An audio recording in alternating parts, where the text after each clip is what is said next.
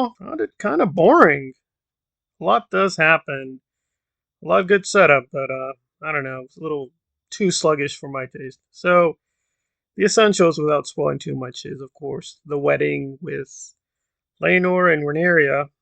Not much of a spoiler. That's where things are going to be heading. That the houses have to come back together to preserve the Targaryens, and Otto is getting into Alicent's ear that a war is inevitable.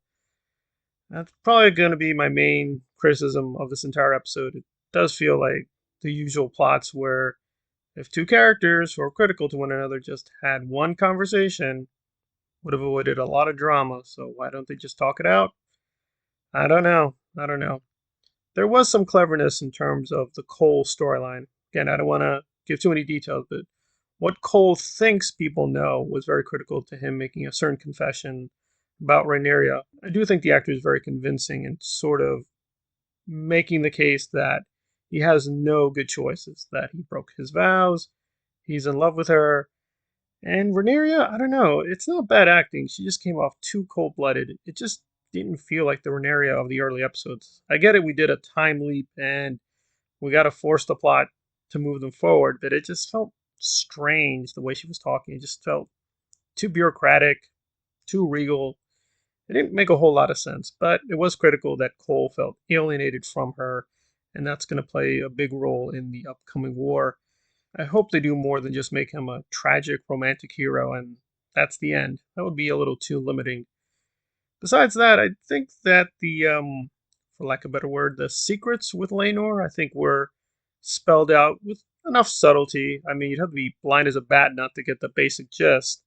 I also found it pretty amusing that Corlys and his wife kind of know what's going on. I keep wondering back to Game of Thrones, like, with Marjorie, was it really well known what was going on with her and her brother? I don't know. Maybe he just has too many spies, and Corlys is. It's not possible to keep it a secret. I don't know. I just thought, wouldn't it be possible to keep it a secret? I don't know. I don't know. That felt a little funny. But then we come to the crux of the matter, which is Matt Smith keeps having magic teleportation powers and just magic death powers, and people get eliminated that he wants eliminated so easily that I wonder what the conflict will be. His magic powers will go away, but I swear to God, he just looks like the Man in Black in the Dark Tower series. When did he do this fashion change? I don't know. It just looks strange. It looks like the guy from Saw, but is even more effective. So, give him that much. It was all very confusing too with the veil. Like, why is this a big deal? Why does it matter? And then you kind of pick up on the conversations later. It's like, oh, okay. I guess. I don't know. Does he need the veil? I mean, wouldn't Carlos give him a huge amount of money for killing the crap guy? I mean, wouldn't he have enough money to get an island? I don't know. It just felt very weird. And him getting back into the wedding at the end. I mean, didn't they exile him? I don't know. I get it. We have to move the plot very, very fast, but it just really defeats the purpose of the last episode, where the big thing is he got punished, but then the punishment seemed reversed. So overall, you can tell I'm kind of mixed on this episode. This is the most skippable episode. You really could just read the plot synopsis. That gives you the essence of what happened. It's not much else. I guess in terms of the pure aesthetics, the music was pretty good at the first half, but it got really annoying by the second half. There are certain shots here that were astonishingly beautiful, and some of the rituals that Corlys and King Viserys observed with one another, Corlys forcing him to make that walk for no reason, I thought that was pretty good. And Strong's reaction to Corlys with his facial movements, I thought was pretty good. So a lot of good stuff in sort of setting up the factions who will play a role in the upcoming war.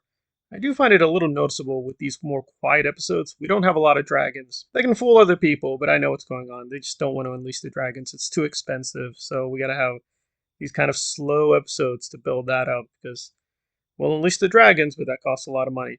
I just felt they could have gotten to this slow pace more organically. It just felt very, very forced. And I know a lot of people were going to like that it concluded with the usual Game of Thrones violence. I just didn't find that very satisfying. It's not like it was out of character, it just felt like really over the top, silly nuttiness, because this episode moved slow. And you can call it character growth. I call it just the budget forces them to do certain things, and they're forced to do it, and they did it. And it's fine. It's fine. I do like we're getting a little bit more on Viserys and the way the disease is basically destroying his body. A lot of good things in sort of the details and the way that Alicent thought something's going on with Daemon and that affected Cole's decision making. So again, fascinating stuff, but can't hide it. It just seems like a very big snooze fest before the dragons come out and the knives come out, and there's just going to be a lot of bloody hell all over the place. I don't know. For all the shit that people keep throwing at Rings of Power for being too slow, this was pretty sluggish in many places. But overall, still strong. I'm going to give it a 7.5. But yeah, you don't really have to see it. You could just have read this non-spoiler review. You'll get the basic essence and just read a short recap. I'll try to do a more thorough breakdown down the road because some people said really stupid stuff about the show and gotten things really wrong. So look out for that. Thanks for listening.